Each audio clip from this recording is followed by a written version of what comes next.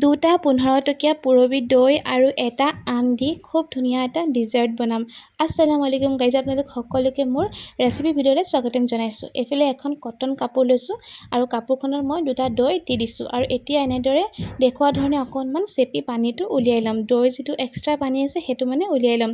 আৰু এতিয়া এটা বাটিত মই এইখিনি থৈ ল'ম আৰু এতিয়া এটা আম আমি কাটি ল'ম।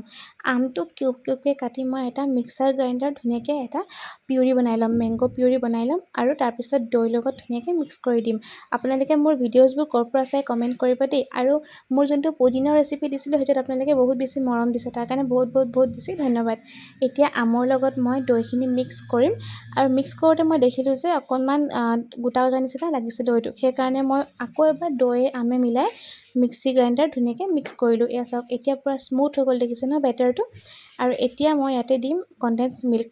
মিঠা আমি বেলেগ ব্যৱহাৰ নকৰোঁ, কনডেন্স মিল্কে দিম। আৰু আপোনালোকে যদি এইটো ভিডিঅ' চাই ভাল পায় তেনেহ'লে আপোনালোকৰ ফ্ৰেণ্ডছ এণ্ড ফেমিলিৰ লগত শ্বেয়াৰো কৰি দিব দেই।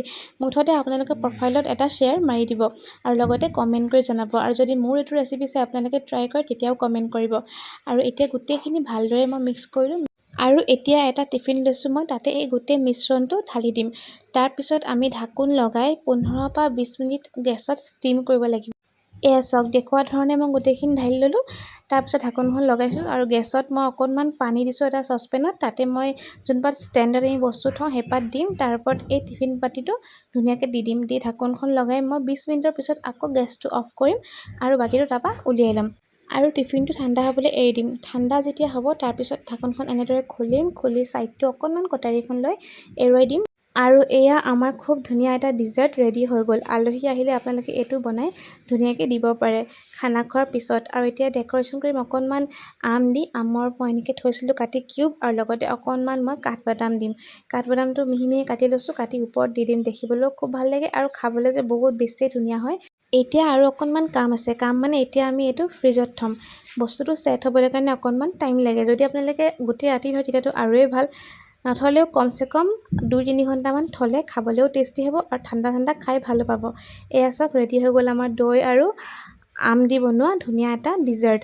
কেনে পালে ৰেচিপিটো কমেণ্ট কৰি জনাব দেই। আৰু যদি ভাল পায় তেনেহ'লে কি কৰিব, শ্বেয়াৰ কৰি দিব। লগতে মোৰ প্ৰফাইলটো ফ'ল' কৰিবলৈ একেবাৰে নাপাহৰিব। আৰু কেনেকুৱা ধৰণৰ ৰেচিপি চাবলৈ বিচাৰে লগতে সেইটোও কমেণ্ট কৰি যাব। এতিয়া মই খাই চাওঁ বোলো আপোনালোকৰ আগত। আপোনালোকক বাৰু দেখাইছোঁ, মই নিজে টেষ্টটো কৰি চাওঁ। খাবলৈ যে কি টেষ্টি আছিলে নহয়, এবাৰ খালে বাৰে বাৰে খায়ে থাকিবলৈ মন যাব। আপোনালোকে ট্ৰাই কৰিবই, কৈছোঁ নহয়। আম থাকোঁতে আমৰ ৰেচিপি বনাই খোৱাৰহে কথা আৰু। বাৰু দিয়ক, আজিলৈ আহিছোঁ, আকৌ লগ পাম পুনৰ এটি ভিডিঅ'ৰ লগত। Bye bye.